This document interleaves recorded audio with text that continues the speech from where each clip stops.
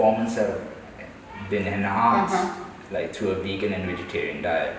How is this possible? Like, so when research shows that like either a vegetarian diet and an omnivorous diet where you're eating meat, it doesn't really differ much. There is no proper significant difference.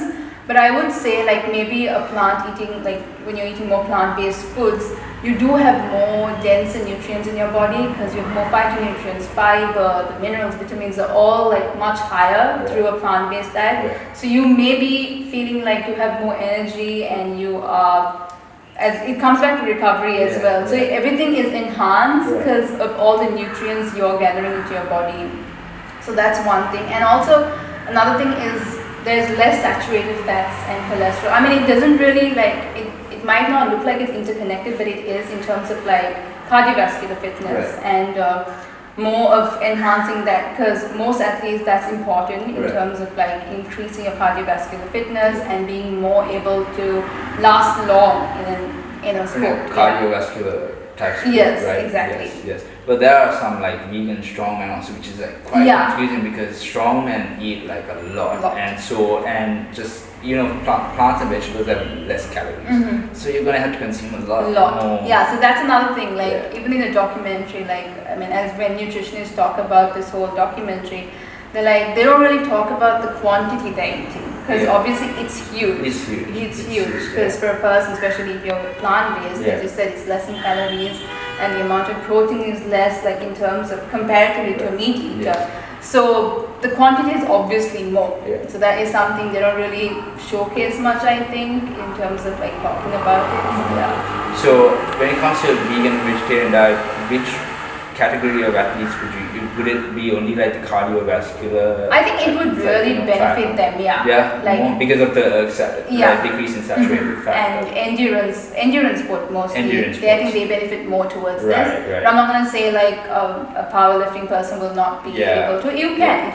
You just have to plan your meal well and have it very balanced so that you're getting all of the nutrients through your food. Okay, let's say we go the opposite way, right? Let's say someone's consuming more meat in their diet, and I know a lot of people that are consuming more meat than vegetables.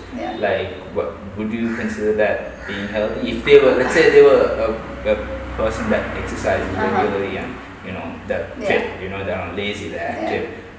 Well, would you say that's better? I mean, obviously, like short term or temporary, it would benefit them in terms of muscle mass and building protein and everything. It would benefit them, but in the long run, when you're looking at it, it's very unhealthy because meat does contain a lot of saturated fats. When you're eating a lot of meat, you're resulting in a lot of cholesterol, a lot of high LDLs, which could lead into heart disease. So that is something you have to look into. So I'm not gonna say it's bad, but then in the long run, when you're looking into the long run of health benefits, it's not gonna do good to you. So that's where you come into carnivore diet, where like it's like just gonna get into the carnivore diet. So there's not much research. Is there research out there? No, it's not much. There's only like few people who are working on it, but it's a very interesting diet where you're just eating meat only, like animal products, and there's no carbs, nothing, zero carbs. It's very restrictive, but I would not go to say it's healthy. Could you explain one of the studies if you could? I mean, not many studies has been done. There's only been like one individual who's like working on it kind of a thing. Because these individuals have come out that have gone on the carnivore diet and like they've had like depression and they've been eating like dairy products before they've been eating gluten and they say they develop acne and like after they cut out everything and they just stopped eating. It's almost like the immune system started working and like the depression went away, everything went away. I've read a few of those stories as well where they moved into that diet and they felt better and then their conditions have improved.